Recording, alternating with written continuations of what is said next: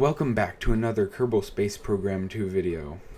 Now, to address the elephant in the room, I know that I have not uploaded in about, 5 months, and the only real thing I can say about that is that I've been extremely committed to other things outside of content creation, and that's left me with very little time to actually do anything and get any projects done to post on YouTube.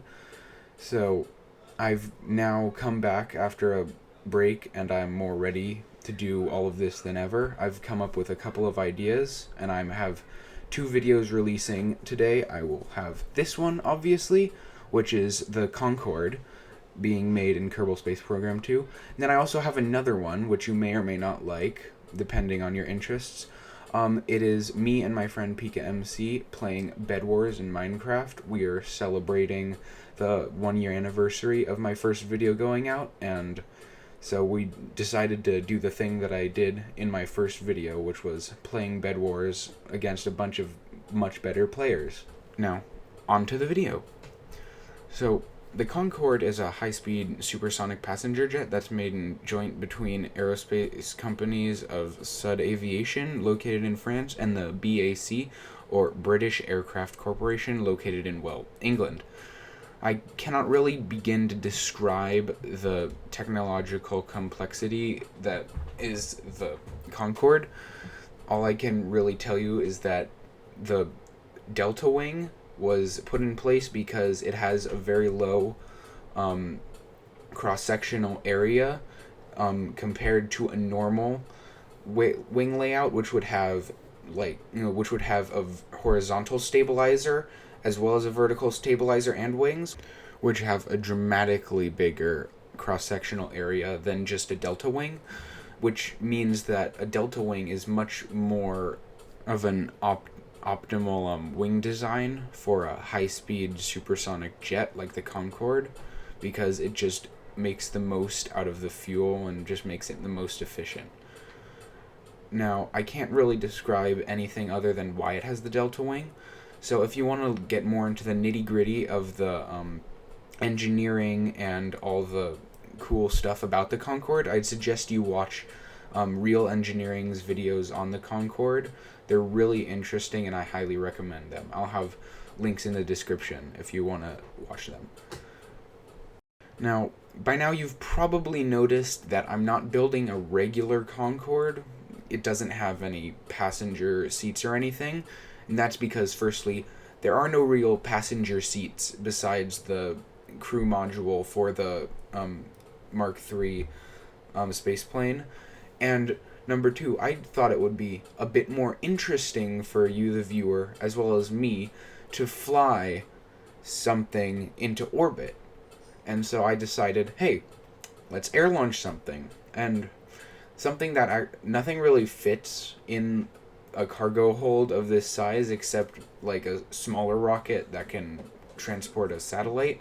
So that's what I did. So here I have the satellite that's in the cargo hold, and that is going to get into orbit. Now, as standard with Kerbal, you can't really rescue both the plane and the satellite, so only one's gonna make it. I'm gonna do some quick save magic, but one really interesting thing that I noticed when doing this is that, at least in the version where I made this and flew this plane, there was a glitch where if you flew the satellite away far enough and then cut the engine and then then switched to the Concorde, the satellite would stay suspended there. It would just lose all of its thrust. And so originally I was going to try to do that and amaze all of you by doing that, but sadly it just didn't work out in the end for reasons unknown to me, probably because it's a bug and it's not meant to be harnessed like the Kraken drive. Now, I probably could have gone back and redone it just to try, because the reason why I didn't do it in the end was just simply because the Concorde was actually draining fuel out of the fuel tanks, which means it didn't have enough fuel for the satellite to get into orbit, which was kind of hinky considering I disabled fuel crossfeed. But in the end, I got it to orbit, as that's why there's a video out now. And I didn't really want to relive the many times that I have done this flight. I probably did it I did it once, and then I was like, oh wait, the bug exists. I'll do it again. And then that bug, I just tried to use that bug multiple times, and it just did not work at all again. And so then I did this one, and then one day while I was taking a shower, I was like, oh, I could have done that. But because I just don't have the patience to do it again, I'm not going to attempt to do that for my sanity. I know it would be probably a bit better content, but it with how many parts there are already on this plane, it takes way too long to get it into orbit. So I made the executive decision to not take that route, both because it is a bug and just it was taking too. Now, we will be launching soon, so I will just hand you over to the captain of the Concorde, and he'll take it from there. Ladies and gentlemen, this is your captain speaking. Today you will be taking a flight on the Concorde, the super fast, supersonic airliner. Now, we're about to depart from the Kerbal Space Center momentarily, so let's get underway. Here you can feel the roar of the engines warming up. We are going to leave very soon. Today, on our flight, we will be having quite a bit of a ride. We're going to climb up first to 14,000 feet and rest there for a little, gaining speed as we prepare to jettison you into space. After that, I will return back to the Kerbal Space Center, and I will bring the rest of your friends along with you. From there, once I jettison you, you will then have to fly the rest of the way to space. Have fun, and have a good flight. Okay, there. We got the whole lowdown from the captain. We're gonna fly up a bit, and then we're gonna have some fun jettisoning our payload. After that, we'll just return home, and yeah. One thing you might have noticed at the start of the video was that I have a new intro. Now, I didn't work particularly hard on it, but I think it turned out rather well. I just downloaded a couple mods for Kerbal 1 and installed them and got some nice shots of the sun rising. It turned out pretty nice. I'll show a picture on screen right now, just if you forgot.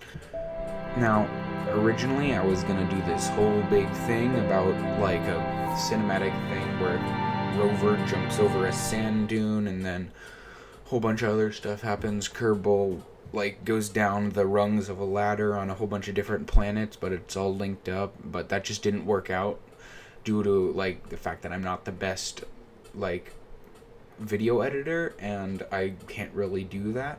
If you want to see, I'll show some pictures on screen, videos, but all that you really need to know is that it didn't work out, and I much prefer this intro to what I had previously.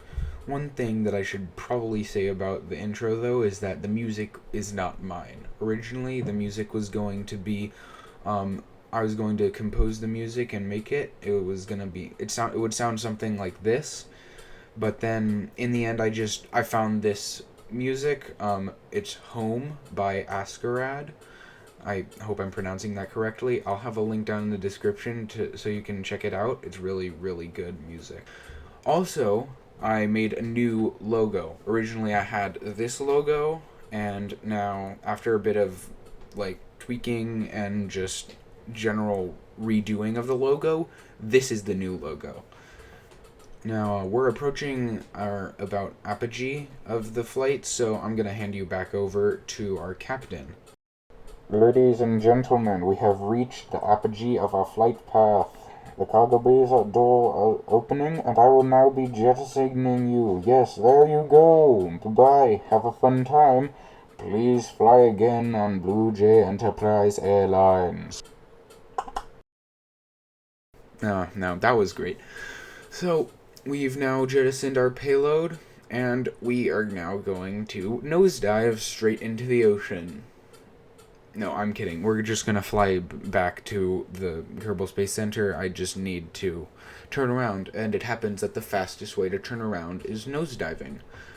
Now, it's like, you might all right now be like, oh no, you just let it go. You just let the payload go. And, well, I took a quick save, and I'm going to then revert to that quick save, and that is the quick save magic which many people have used in Kerbal Space Program. Now, here I'm just aligning my course, and we're going to head back to the Kerbal Space Center. I'll accelerate this a bit, because even at supersonic speeds, even though I don't think we're actually going supersonic, it's going to take a while. So, see you in a bit.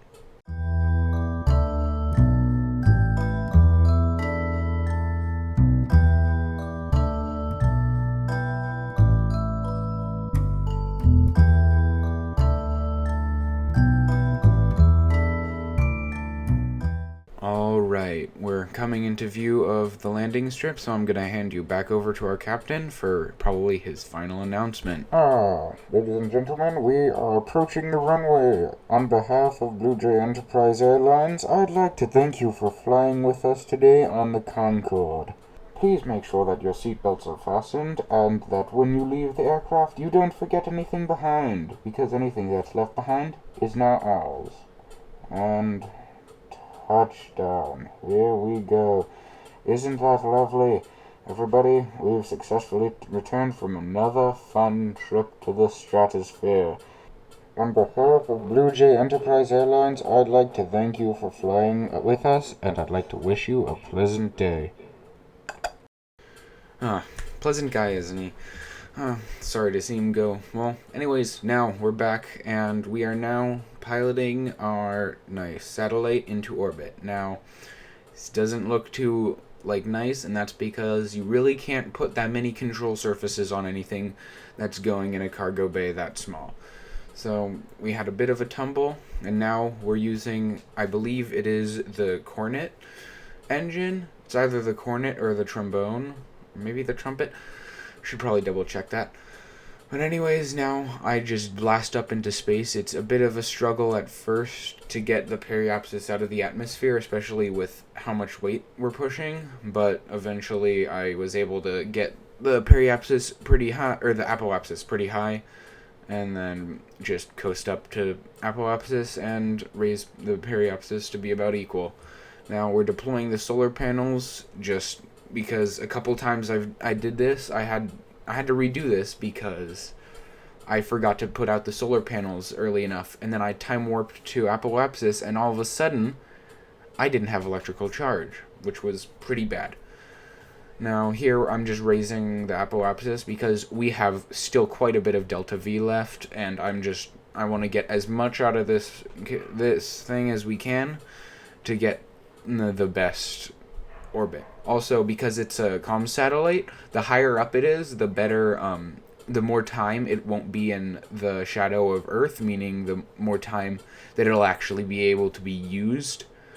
So that's really helpful and something to consider when you're making a comm satellite for yourself.